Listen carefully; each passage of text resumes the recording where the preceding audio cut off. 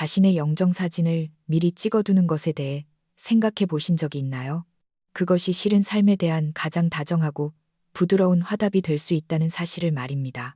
죽음을 기다리는 것이 아니라 아직 정신이 맑고 선택할 수 있을 때 스스로도 만족할 만한 자신의 모습을 남겨두는 것. 병색이 완연한 모습도 황망한 이별의 순간도 아닌 조용히 이번 생 부끄러움 없이 잘 걸어왔다고 말하며 품위 있게 작별 인사를 건네고 싶은 마음 말입니다. 오늘 들려드릴 이야기는 바로 그런 선택을 한 어느 어르신의 이야기입니다. 그분이 영정 사진을 찍겠다고 선언했을 때 가족들, 아들과 딸, 그리고 손녀는 각기 전혀 다른 반응을 보였습니다. 누군가는 불안해했고 누군가는 오해했으며 심지어 유산이 이미 정리된 것은 아닌지 계산기를 두드리는 이도 있었습니다. 하지만 그 곁에서 조용히 그 마지막 여정을 함께하며 그의 일생이 담긴 사진을 찍고 가슴속 깊은 이야기를 들어준 이도 있었지요. 이것은 존엄과 선택, 그리고 이해받음, 그 과정에 관한 기록입니다. 또한 한 노인이 인생의 주도권을 다시금 손에 쥐게 되는 과정이기도 합니다. 만약 당신이 늙어감이란 과연 어떤 모습일지, 인생의 마지막을 어떻게 마무리해야 할지 고민해 본 적이 있다면 오늘 이야기를 꼭 끝까지 들어주시기 바랍니다. 이것은 끝이 아니라 또 다른 형태의 새로운 시작이기 때문입니다. 오늘의 사연을 보내주신 분의 이야기로 들어가 보겠습니다. 반갑습니다. 저는 김영수라고 합니다. 올해 72살이고 서울 토박이입니다. 은퇴 전에는 코레일철도에서 열차 운행관리 업무를 하며 평생을 보냈습니다. 평생을 규율 속에서 살았고 큰 부자는 못 되었지만 남에게 해 끼친 적 없이 반듯하게 살았습니다. 아내는 일찍 떠났고 자식들은 다 출가해서 저는 지금 서울 송파구의 30평 남짓한 오래된 아파트에서 혼자 지내고 있습니다. 매일 아침 6시 저는 어김없이 눈을 뜹니다. 차 한 잔 우려내고 신문을 뒤적이다가 근처 올림픽 공원으로 나가 체조를 합니다. 아랫동네 친구 몇몇과 마주치면 오늘 날씨 좋네요. 무릎 통증은 좀 어때요? 같은 시시콜콜한 이야기를 나누다 헤어지죠. 집에 돌아오면 아침으로 묽은 죽, 한 그릇에 삶은 달걀 하나, 그렇게 간소하게 하루를 엽니다. 솔직히 말해서 저는 이 혼자만의 생활에 꽤 익숙해졌습니다. 자식들이 불효하는 건 아닙니다. 아들 민호는 대전에서 공무원 생활을 하고 있고 딸 소연이는 부산으로 시집가서 초등학교 선생님을 하고 있습니다. 다들 먹고 살기 바쁘죠. 명절 때나 가끔 오거나 전화 한 통 하는 게 전부지만 평소에는 정말 각자 도생하며 삽니다. 가끔은 참 인생이 아이러니하다 싶습니다. 젊어서는 가족을 위해 목숨 걸고 일했는데 늙어서는 그 가족에게 전화 한 통 하는 게 민폐가 될까봐 망설이게 되니까요. 제가 가장 자주 대화하는 상대는 외손녀 지은이입니다. 딸아이의 자식인데 올해 20살이고 광주에서 대학을 다닙니다. 가끔 영상통화로 할아버지 오늘 뭐 드셨어요? 하고 물어보면 아, 그래도 인생에 기대할 게 조금은 있구나 싶습니다. 요즘 젊은 애들 같지 않게 말씨가 참 곱고 어른 말을 귀담아 듣는 아이입니다. 가끔 엽서도 보내주고 며칠 전에는 플라스틱 컵 쓰지 말고 차 우려 드시라며 작은 닭이 세트를 택배로 보내왔더군요. 사실 제 인생은 이제 정리 단계나 다름없습니다. 아내가 떠난 게 제가 58 되던 해였습니다. 암으로 급하게 갔죠. 딱 한마디 남기더군요. 당신은 나보다 꼭 오래 살아야 해. 저는 그 약속 지키려고 저 자신을 끔찍이도 챙기며 살았습니다. 생전에 우리는 여행도 다니고 일출도 보고 등 축제도 가고 환갑 기념사진도 찍었습니다. 하지만 영정사진, 그건 끝내 못 찍었지요.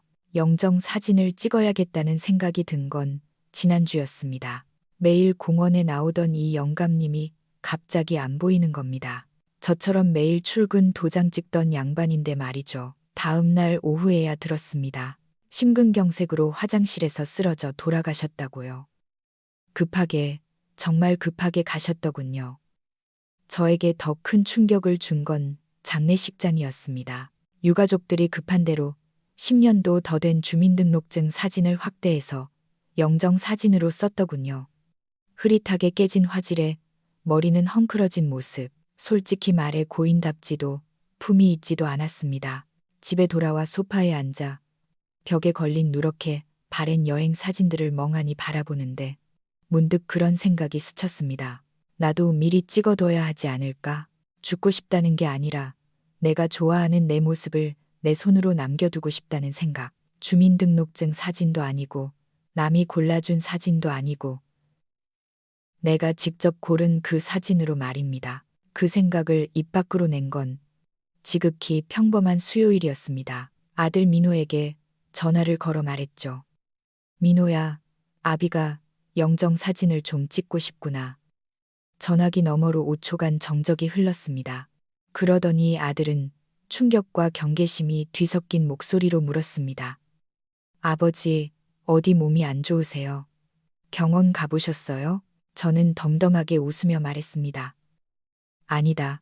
그냥 주변 노인네들 갑자기 가는 걸 보니 제대로 된 사진 한 장 없는 게 영 보기가 안 좋더라. 미리 준비하고 싶어서 그런다. 아들은 다급하게 말했습니다. 쓸데없는 생각 마세요. 조만간 올라가서 건강검진 예약해 드릴게요. 어디 불편하신 게 분명해요. 설명을 더 해봐야 소용없을 것 같아 전화를 끊었습니다. 그런데 2시간도 안 돼서 딸 소연이에게 전화가 왔습니다. 아빠, 오빠가 그러는데 몸이 많이 안 좋다며? 우리한테 숨기는 거 있어? 저는 단박에 알았습니다. 가족 단톡방에 벌써 소문이 쫙 퍼졌구나. 며칠 뒤 주말이라며 아들과 며느리가 정말로 서울까지 올라왔습니다. 대추와 인삼을 넣은 삼계탕 재료를 바리바리 싸들고 와서는 몸보신해야 한다더군요. 물론 압니다. 단순한 효심이 아니라는 걸요. 부엌에서 며느리가 소곤거리는 소리를 우연히 듣고 말았거든요. 여보, 아버님 그 옛날 집한 돈 8억 원 은행에 그대로 두신 거 맞겠지? 저는 헛웃음이 나왔습니다. 72년을 살았습니다.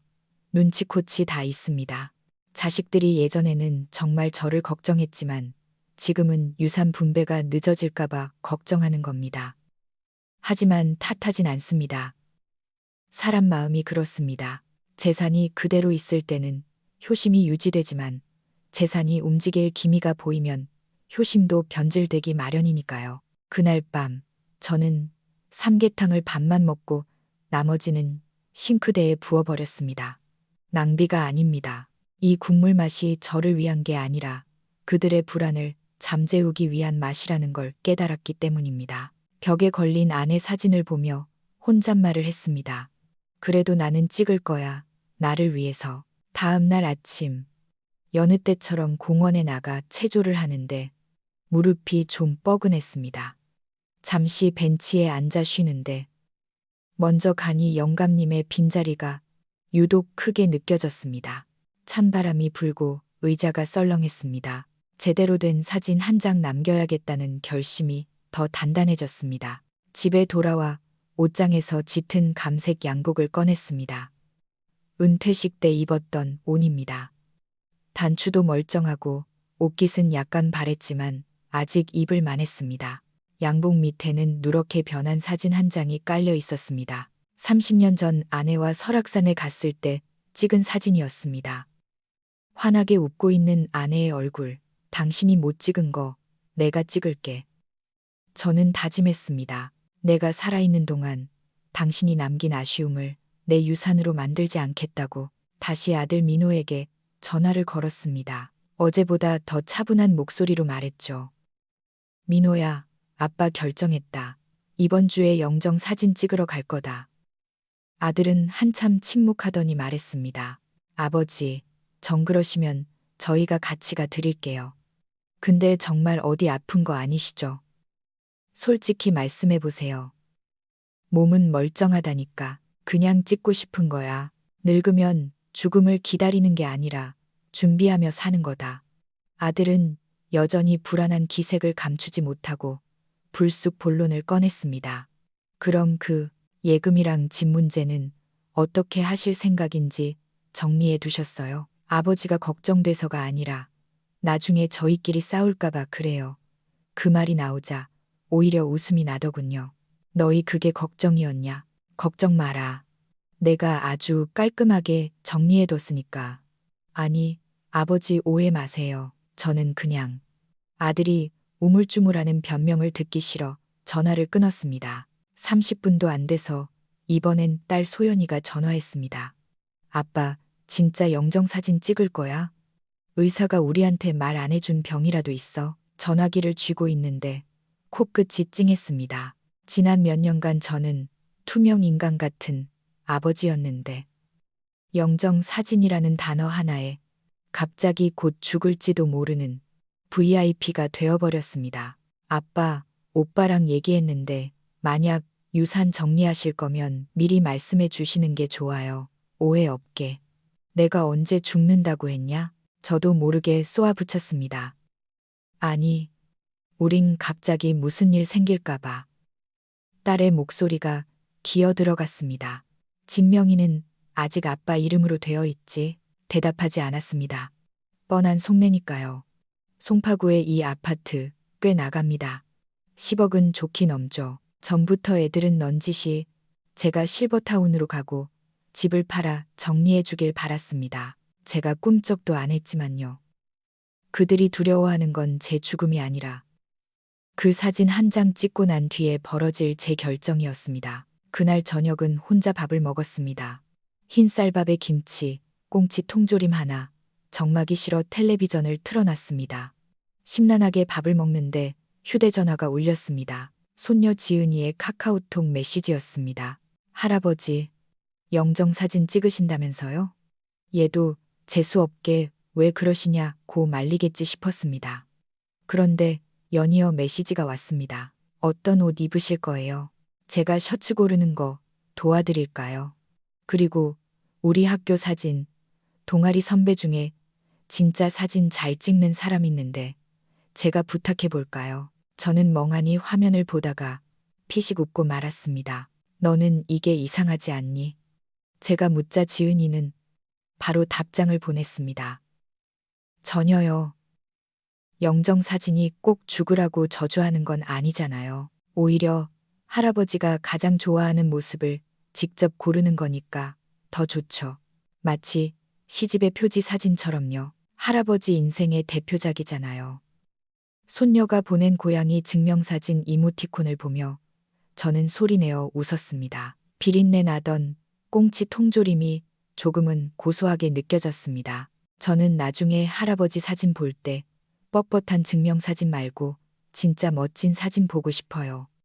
이 한마디가 자식들에게 받은 서운함을 싹 씻어내 주더군요. 저를 진정으로 한 인간으로 대우해 주는 건 다 큰 자식들이 아니라 이 20살배기 손녀였습니다. 이 아이는 제 통장 잔고나 수명에는 관심이 없었습니다. 그저 제가 무슨 색 옷을 입고 싶은지 궁금해했죠. 언젠가 제가 떠난다면 이 사진 속 미소는 오롯이 이 아이가 남겨준 것일 테죠. 기대감을 안고 사진관을 찾아 나섰지만 현실은 냉혹했습니다. 동네 사진관 세 곳을 돌았는데 첫 번째 집은 어르신, 그냥 장수 사진효도 사진이라고 하세요. 영정 사진이라니 재수없게 라며 거절했고 두 번째 집은 다른 손님 기분 잡친다며 완곡히 거절했습니다. 세 번째 집 주인 여자는 대놓고 인상을 찌푸리며 아직 정정하신데 왜 불길한 소리를 하세요? 라고 타박했습니다.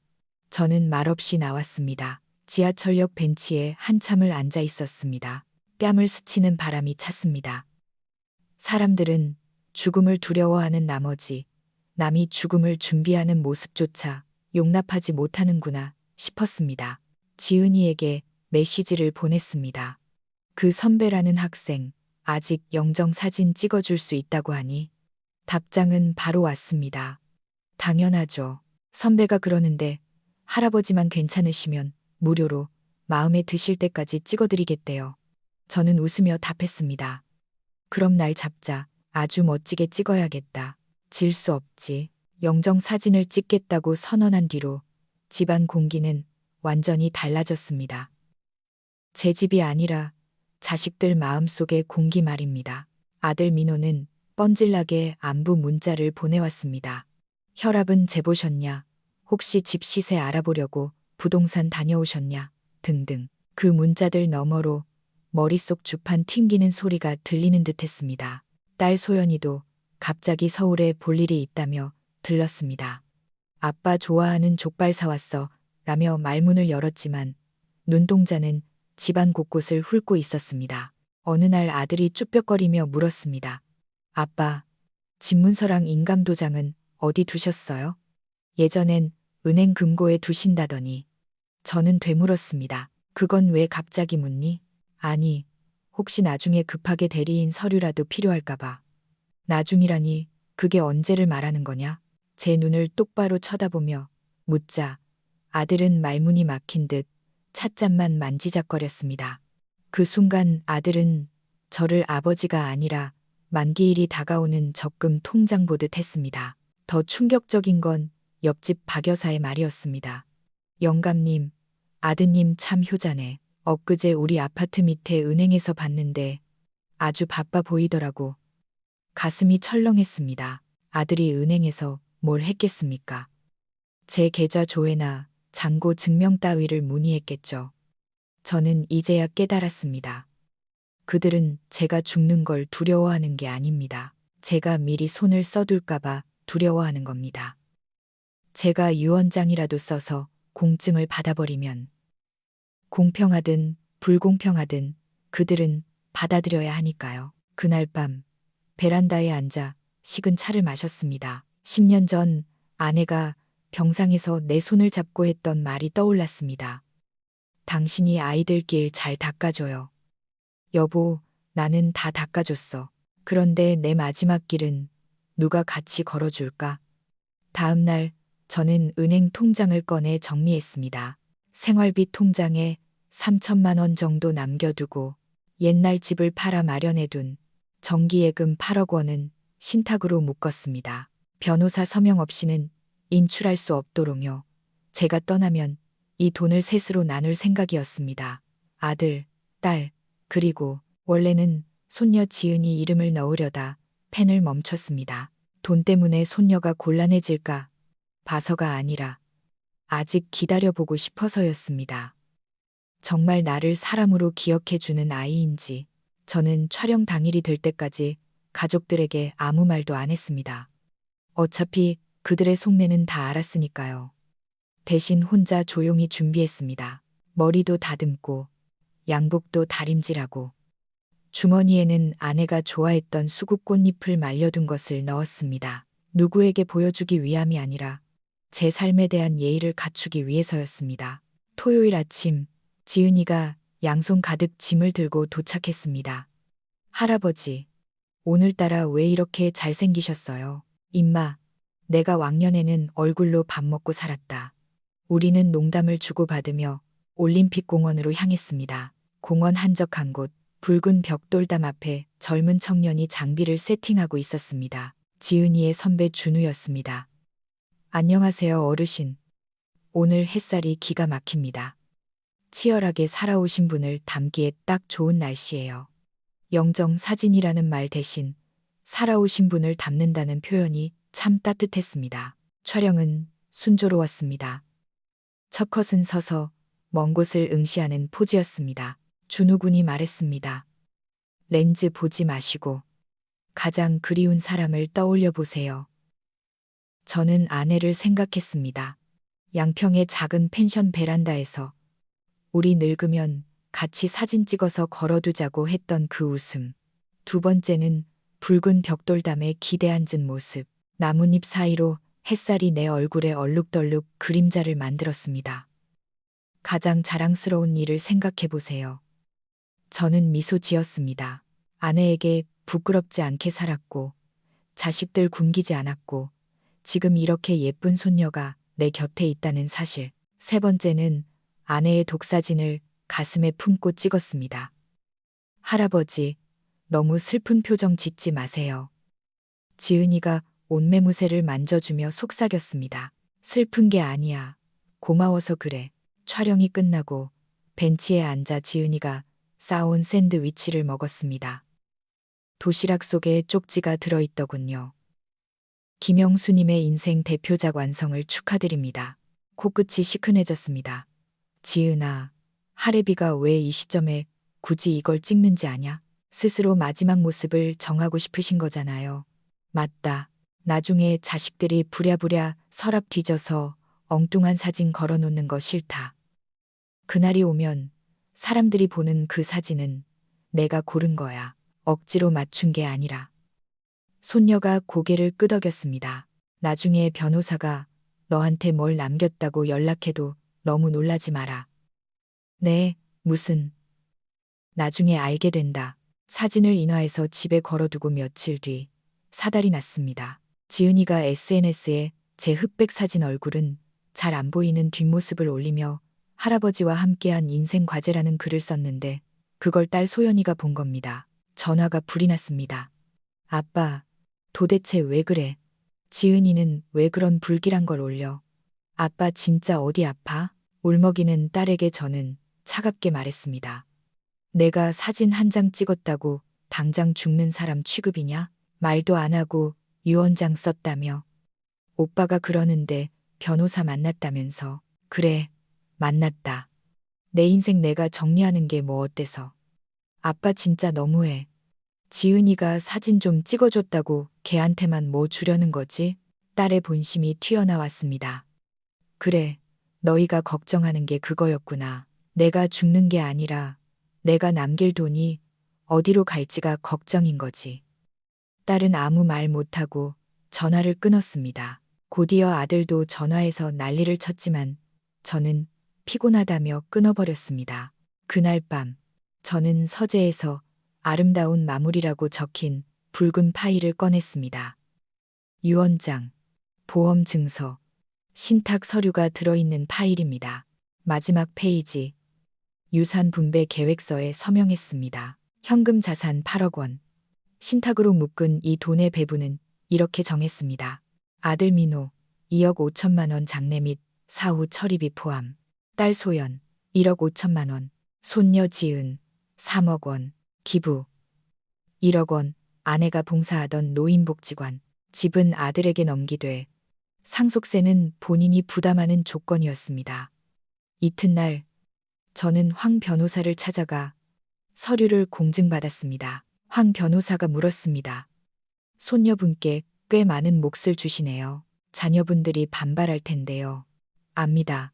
하지만 이 결정은 누가 예쁜 짓을 해서가 아닙니다. 누가 나를 끝까지 사람으로 대우해 줬느냐에 대한 답입니다. 저는 찍어둔 영정사진을 변호사에게 건네며 말했습니다. 나중에 자식들이 서로 얼굴 붉히며 싸우거든 이 사진을 보여주세요. 당신 아버지는 아주 품위 있게 가셨다고 전해주십시오. 모든 정리가 끝나니 마음이 깃털처럼 가벼웠습니다. 저는 평생교육원에서 수필 창작 수업을 듣기 시작했고 독서 모임에도 나갔습니다. 그곳에서 만난 친구들과 내가 죽으면 비석에 뭐라고 쓸까 농담하며 웃기도 했습니다. 집안 거실도 바꿨습니다. 소파 앞 탁자에는 지은이가 준 수국 드라이플라워를 놓고 벽에는 달력을 떼고 제가 쓴 글귀를 붙였습니다. 이 생에서 가장 자유로운 결정은 내 마지막 페이지를 내가 쓴다는 것이다. 계절이 바뀌고 추석이 다가왔지만 저는 자식들에게 오지 말라고 했습니다. 대신 지은이가 송편과 식혜를 사들고 왔습니다. 할아버지, 우리끼리 노는 게 더 편하죠? 그럼 편하고 말고 우리는 낄낄대며 텔레비전을 봤습니다. 그러던 어느 날 아침 공원에서 산책하던 중 다리에 힘이 풀리며 쓰러졌습니다. 작은 뇌졸중민이 뇌졸중이었습니다. 다행히 빨리 발견되어 병원으로 옮겨졌고 후유증은 크지 않았습니다. 눈을 떴을 때 병실을 지키고 있는 건 지은이었습니다. 후드티 모자를 뒤집어 쓴 채 쪽잠을 자고 있더군요. 할아버지, 깨어나셨어요? 놀란 토끼 눈을 한 손녀가 제 손을 꼭 잡았습니다. 나 안 죽었다. 몰래 공원 가지 말라고 했잖아요. 지은이는 씩씩하게 간병을 했습니다. 유산이 어쩌고 집이 어쩌고 묻지도 않았습니다. 그냥 제가 목이 마른지 등이 배기지는 않는지만 살폈습니다. 오후 늦게 아들 민호가 도착했습니다. 표정이 굳어있더군요. 아버지, 왜 진작 말씀 안 하셨어요? 몸이 이렇게 될 때까지 갑자기 온 거다. 저희가 얼마나 걱정했는지 아세요? 만약에라도 잘못되시면 정리는 다 해두신 거예요. 결국 또 그 소리. 걱정 마라. 황 변호사가 다 가지고 있다. 아들은 그제야 안도하는 눈치였습니다. 하지만 저는 객기를 박았습니다. 너희가 뭘 걱정하는지 안다. 내가 준비 없이 갈까봐, 혹은 너희 몫이 없을까봐 무서운 거지? 아들은 얼굴이 붉어져서 아무 말도 못했습니다. 저녁에 딸 소연이도 도착했고, 제가 부른 황 변호사도 왔습니다. 병실에 온 가족이 모였습니다. 변호사님, 아버지가 정말 서류 작성하셨나요? 딸이 물었습니다. 황 변호사는 고개를 끄덕이며 서류 사본을 꺼냈습니다. 여기 김영수님의 뜻이 담겨 있습니다. 내용을 확인한 아들과 딸의 표정이 묘하게 일그러졌습니다. 특히 손녀에게 가는 몫을 보고 딸이 소리쳤습니다. 아빠, 지은이한테 3억이라니 이게 말이 돼? 얜 그냥 학생이야. 제가 힘겹게 입을 열었습니다. 지은이는 나를 할아버지이기 이전에 한 사람으로 봐줬다. 영정 사진 찍을 때 내 옆에 있었고 지금도 내 옆에 있다. 너희는 내가 사진 찍는다고 했을 때 뭐라고 했냐? 재수 없다고 했지. 재산 정리나 하라고 했지. 병실에 침묵이 흘렀습니다. 내 돈이다. 내 마지막은 내가 정한다. 불만 있으면 소송하든가. 하지만 그땐 이 사진 속 내 얼굴을 똑바로 봐야 할 거다. 저는 침대 옆 협탁에 놓인 제 영정 사진을 가리켰습니다. 사진 속 저는 엷은 미소를 띠고 그들을 내려다보고 있었습니다.